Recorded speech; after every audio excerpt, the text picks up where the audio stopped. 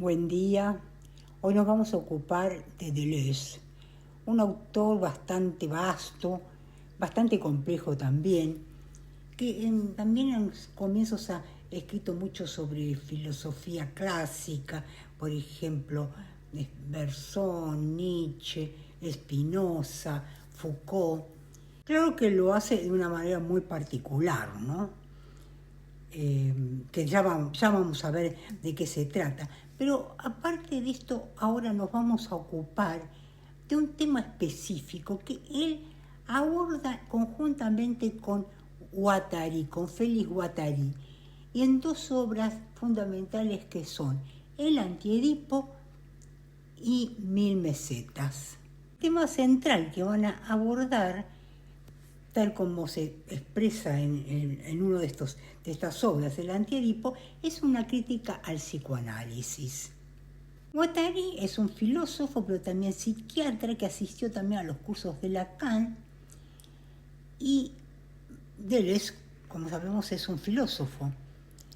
Y estas dos obras, Antiedipo y las 1000 mesetas, constituyen herramientas postestructuralistas para criticar el psicoanálisis. En primer lugar, quiero señalar que con Deleuze se produce un cambio radical, una ruptura con todo el pasado filosófico. Es un pensador bastante difícil y ocurre a veces que, aún creyendo haber comprendido, uno siempre cae en la duda, por lo que creo que lo más conveniente es proceder con Deleuze del mismo modo en que él procede con otros autores. Como él explica que debe procederse, por ejemplo, cuando se ocupa de Spinoza. Al abordar un pensamiento, dice Deleuze, ¿no? Por ejemplo, cuando se refiere a Spinoza, lo que hay que hacer es captar signos, interpretarlo y establecer algunas conexiones. Entonces, en el caso de Deleuze, yo también me propongo, ¿no? Ahí yo donde por ahí no puedo comprender, ¿no? Porque no se trata de comprender, buscar esas conexiones, intervenirlo. Y no como si se tratara de un texto inerte, estático, un decir acabado, sino que como si se tratara de una máquina. Estas son palabras de él, que funciona o no funciona. Y yo voy a buscar el lugar y el modo en que funciona. ¿Y eso acaso implique perder el tiempo? Como él mismo dice del tiempo perdido de Proust, en una obra que se llama justamente Proust y los signos. Y ahí entonces ver cómo no se trata solo de andar buscando el tiempo perdido, de una evocación de la vida, de la infancia, de la juventud, sino de perder ahora mismo el tiempo, y acaso en ese perder el tiempo se descubra algo que funciona, alguna conexión. Y en primer lugar quiero señalar que ellos van a proponer esta nueva forma de psicoanálisis, que va a ser un psicoanálisis materialista. ¿Y por qué materialista? Por cómo ellos conciben el sujeto. ¿Qué es el sujeto? Para ellos es una máquina. Hablan de máquinas deseantes, concepción con la cual intentan superar el conflicto entre mecanicismo y vitalismo, porque se trata de máquinas, o sea, tiene que ver con lo mecánico, y de deseo, que tiene que ver con lo vital, con la vida. Y en ese sentido siguen la tradición tanto de Hume como de Spinoza. De Hume, ¿por qué? Porque Hume dice que nosotros somos una suma de impresiones, no hay nada que unifique todas esas impresiones, somos una suma de impresiones. Y Spinoza porque elabora un sistema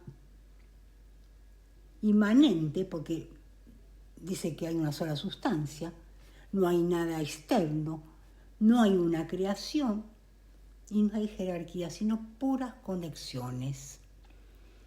Y luego está Nietzsche, porque Deleuze se sube a esta corriente nietzscheana en el sentido de entender la filosofía como algo flexible, creativo, que está en permanente fluidez.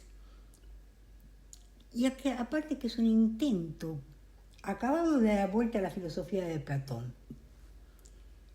Y por otra parte, Deleuze va a proponer también, aparte de lo que se propone Nietzsche de dar vuelta a la filosofía de Platón, acabar lo que Nietzsche dejó inacabado. Entonces tenemos oposición a Platón y continuación de Nietzsche. Y la idea entonces es que la realidad es cambio constante. Por eso es que la diferencia adquiere una importancia fundamental. Piensen ustedes que hay una obra de Deleuze que se llama Diferencia y repetición. Pero esa diferencia no tiene idea o forma. Platón dejó la idea de que hay ideas, ¿no? Y que nosotros conocemos las cosas por lo que son, esas ideas platónicas, ¿no? Por el concepto que les corresponde, pero eso no es así, porque en este sentido, Deleuze y también Guattari van a relacionarse más con Saussure, con la idea, todavía está autoralista, de que conocemos las cosas no por lo que son, sino por sus relaciones con las otras cosas que no son. Y esto también concuerda con Nietzsche, con el pensamiento nietzscheano, en el sentido de que no hay verdad, que ella se crea y que solo hay perspectivas, o sea, diferencias. Y también supone diferenciarse de la dialéctica hegeliana, que no sería sino una falsa sensación de fluidez y movimiento, porque sería un autodespliegue de la idea que se despliega como hace la semilla, que todo lo tenía dentro, como un viaje que no va a ningún sitio. O sea, lo que ellos quieren decir que en la dialéctica hegeliana no hay cambio ni movimiento porque no es nada más que el autodespliegue de aquello que ya estaba. Cosa que yo no estoy de acuerdo, porque también en la semilla algo se abre y algo desaparece la semilla para aparecer la raíz y el tallo. Algo cambia, hay movimiento, hay cambio, surge una nueva cosa, que es la planta, que no es lo mismo que la semilla. Y en este contexto tenemos que preguntar qué es el sentido. Y acá los autores lo relacionan con el acontecimiento. Una gran diferencia con respecto a lo que sería la filosofía tradicional. Porque hay una constelación de sentidos, siempre son muchos, y no se trata de algo que está delante nuestro y nosotros logramos comprender y así conocemos. Esa tan mentada figura de un sujeto frente a un objeto. Un sujeto que conoce aplicando ciertas categorías que tenemos a priori en nuestra mente, como decía nuestro amigo Kant, ¿no? No se trata de eso, no se trata de conocimiento, sino de acontecimiento. Sentido es lo que nos pasa, el acontecimiento que necesita otra lógica totalmente diferente. Se trata de un ser que es movimiento, el todo fluye y por tanto no hay esencias, no hay nada que permanezca. No tenemos sujetos, sino máquinas, como le decía. O sea, hay materialismo. Todos son máquinas que crean conexiones en una red no definida. Un ejemplo, la abeja, que es una máquina de fabricar miel. Y aquí voy a leer un fragmento que es el comienzo mismo del Antiedipo, para ver cómo estos autores conciben esto de las máquinas. Dice así: ello funciona en todas partes, bien sin parar, bien discontinuo. Ello respira, ello se calienta, ello come, ello caga, ello besa. Qué error haber dicho ello. En todas partes máquinas, y no metafóricamente, máquinas de máquinas con sus acoplamientos, sus conexiones. Una máquina órgano empalma con una máquina fuente. Una de ellas emite un flujo que la otra corta. El seno es una máquina que produce leche y la boca una máquina acoplada a ella. La boca del anoréxico vacila entre una máquina de comer, una máquina anal, una máquina de hablar, una máquina de respirar. Crisis de asma. De este modo, todos bricoleurs, cada cual sus pequeñas máquinas. Entonces, como acabamos de escuchar, el hombre como máquina, esta idea que tienen ellos, no es metáfora, sino que está navegando entre dos posturas históricas, ya que el hombre como máquina trasciende la polémica entre mecanicismo y biologismo. ¿Por qué? Porque además son máquinas deseantes. Y el deseo no tiende a una meta. Es decir, como más o menos siempre ha sido concebido dentro del psicoanálisis también, que el deseo apunta a una carencia, o sea, una meta, algo que no se tiene, porque el deseo, dicen ellos, es esencialmente producción de deseo, y todo es flujo. Habla de los flujos económicos migratorios. Entonces tenemos el deseo no como un llenado de una falta, sino como producción, que es producción deseante y que no es puramente individual. Y en esa expresión lo que encontramos es que el término producción refiere al mundo del marxismo y el deseo del psicoanálisis.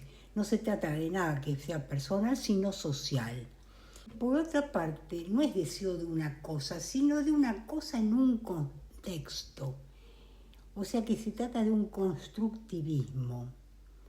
No se trata de carencia, sino de producción o de proceso, o agenciamiento también, que es un término que utilizan mucho, que justamente es un agenciamiento vehiculizado por el deseo.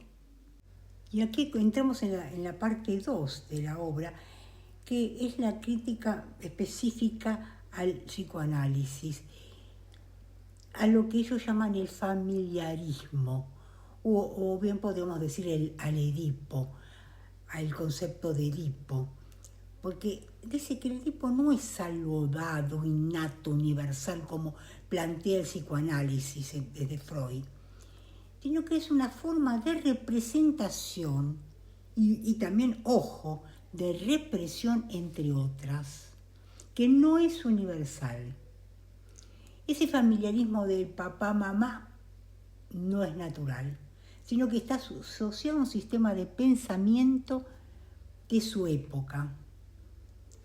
Y entonces hay que entender que esto cambia con la época, en la historia, y entender la historia como modos de producción, que sería asiático, esclavista, feudal, capitalista, cada uno de los cuales, a cada uno de los cuales corresponden diferentes subjetividades que son inherentes a ese modo de producción. Entonces acá lo que tenemos es también una crítica al capitalismo, porque, ojo, el libro, el Anti-Edipo, tiene como subtítulo Capitalismo y esquizofrenia. ¿Y qué es lo que van a criticar ellos a ese familiarismo? Justamente que va a designar roles a los distintos miembros de la familia. Y ese modo de pensar el inconsciente como un teatro de representación de roles, por supuesto. Porque ellos más bien lo entienden como una fábrica de producción. No es representación, sino que producción, que está en permanente movimiento. Y incluye también, como les decía, por el subtítulo de la obra, una crítica política a las estructuras de explotación capitalistas. Para entender cómo funciona la psiquis también hay que hacer un estudio de las relaciones de poder, y por eso es importante Marx.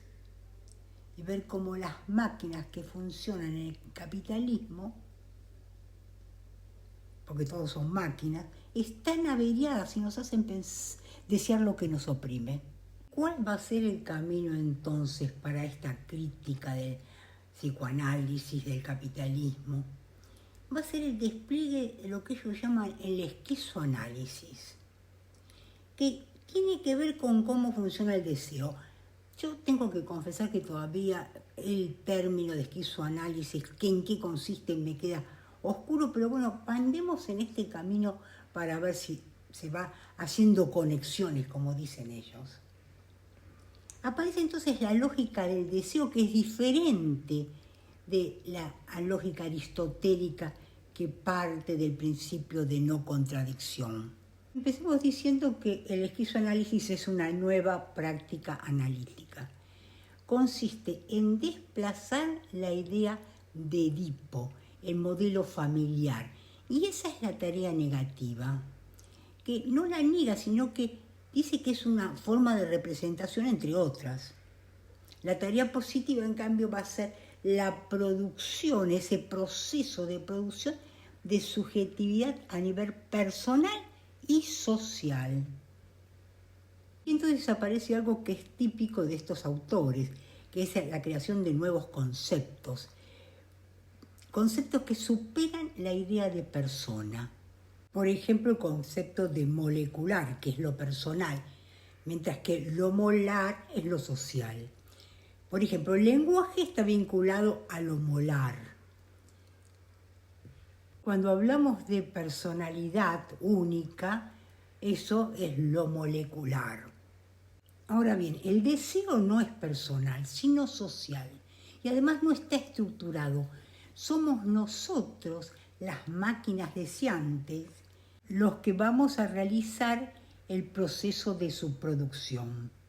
O sea, no es el llenado de una falta, sino que es una fuerza productiva. Y tiene que ver el triángulo edípico, que es justamente lo que ellos van a criticar.